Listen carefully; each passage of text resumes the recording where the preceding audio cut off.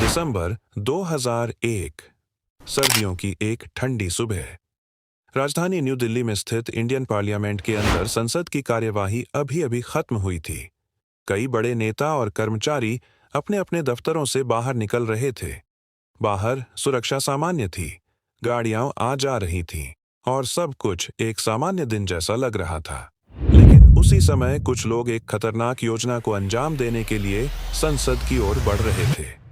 हमलावरों ने इस घटना से पहले कई दिनों तक इलाके का निरीक्षण किया था।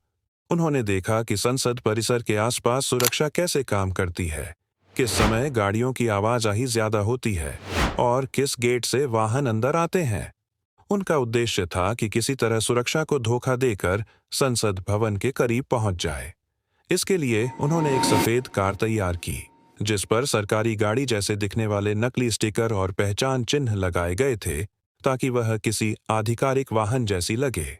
13 दिसंबर की सुबह वही कार धीरे धीरे संसद परिसर की ओर बढ़ी। बाहर तैनात सुरक्षाकर्मी हर वाहन की जांच कर रहे थे। जैसे ही कार गेट के पास पहुंची, सुरक्षाकर्मियों को कुछ अजीब लगा। उन्होंने गाड़ी को रोकने और पहचान की जांच करने का संकेत दिया। उसी पल माहौल अचानक बदल गया। कुछ ही सेकंड में वहां अफरा तफरी का माहौल बन गया। सुरक्षा बलों ने तुरंत स्थिति को समझा और संसद भवन की सुरक्षा के लिए मोर्चा संभाल लिया। उनका सबसे बड़ा लक्ष्य था कि किसी भी हालत में संसद भवन के अंदर मौजूद लोगों को सुरक्षित रखा जाए।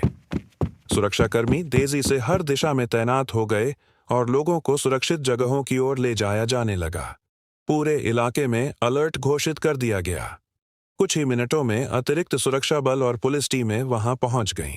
संसद परिसर के आसपास का इलाका पूरी तरह घेर लिया गया।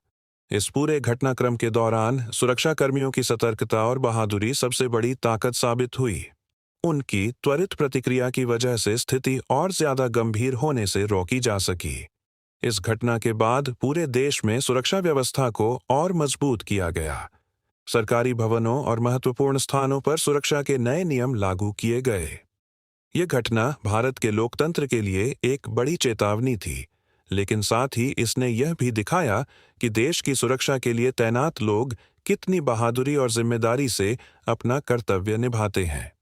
आज भी जब इंडियन पार्लियामेंट के सामने तिरंगा लहराता है, तो वह सिर्फ एक इमारत की सुरक्षा का प्रतीक नहीं होता, बल्कि उन बहादुर सुरक्षाकर्मियों की याद दिलाता है जिन्होंने देश की लोकतांत्रिक व्यवस्था की रक्षा के लिए अपना साहस दिखाया। और यही इतिहास की वह कहानी है जो हमें याद दिलाती है कि किसी भी राष्ट्र की ताकत सिर्फ उसकी इमारतों में नहीं, बल्कि उन लोगों में होती है जो उसकी रक्षा के लिए हमेशा तैयार रहते हैं।